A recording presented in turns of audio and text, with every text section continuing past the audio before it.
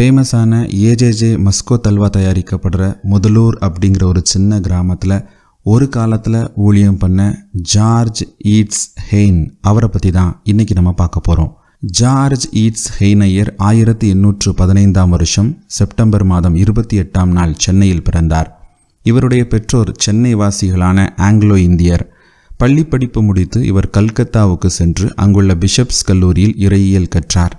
பின் SPG அமைப்பின் missionary ஊழியத்துக்கு தன்னை ஒப்பு கொடுத்து சில காலம் பணியாற்றிய பின் 1839 டிசம்பர் மாதம் 6 சென்னை அத்தியட்சரால் உதவி குருவாக அபிஷேகம் பண்ணப்பட்டார்.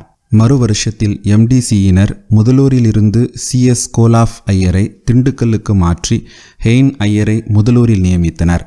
1840 ஜூன் மாதம் 11 அவர் முதலூர் சேகர பொறுப்பை ஏற்றார். அக்காலத்து முதலூர் மிஷினரி இடையன்குடி சேகரத்தையும் இந்நாளைய கிறிஸ்டியா நகரம் குலசேகரப்பட்டணம் முதலிய சபைகளையும் கண்காணிக்கும் பொறுப்புடையவர். 1840 பின்பகுதியில் அவர் குருப்பட்டம் பெறும் வரை நாசரேத் மிஷினரி கேமரர் ஐயர் இவருடைய பணியின் மேற்பார்வையாளராக இருந்து வழிநடத்தி வந்தார். 1841 இடையன்குடி சேகரம் ராபர்ட் கால்டுவெல் ஐயரிடமும் 1843 கிறிஸ்டியா நகரம் தனி சேகரமாகி மக்லவுட் ஐயரிடமும் ஒப்புவிக்கப்பட்ட பின்பும் கூட முதலூர் ஒரு பெரிய சேகரமாகவே காணப்பட்டது. ஹெயின் ஐயரின் 5 ஆண்டு பணியை பற்றிய விவரங்கள் நமக்கு கிடைக்கவில்லை. ஆனால் அவருடைய நாட்களில் சேகர சபைகள் பிரச்சனைகளின்றி சீராக வளர்ந்து வந்தன என்பது தெளிவு. பள்ளிக்கூடங்களும் சீராக நடந்து வந்தன. 1844-45 இந்த கல்வியாண்டில் ஹெயின் முதலூரில் பெண்கள் விடுதி பள்ளியை கேர்ள்ஸ் போர்டிங் ஸ்கூலை நிறுவினார். திருமதி ஹெயின் அம்மாளின் மேற்பார்வையில் அது நடைபெற்றது.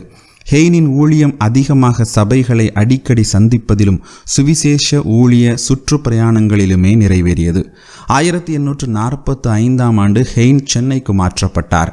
பின் திருச்சி, இருங்கலூர் முதலிய பல இடங்களில் ஊழியம் செய்து 1878 ஓய்வெடுத்து சென்னையில் வாழ்ந்து கொண்டிருக்கும் போது 1880 டிசம்பர் மாதம் 14 65 வயதுடையவராக மறுமைக்கு உள்ளானார்.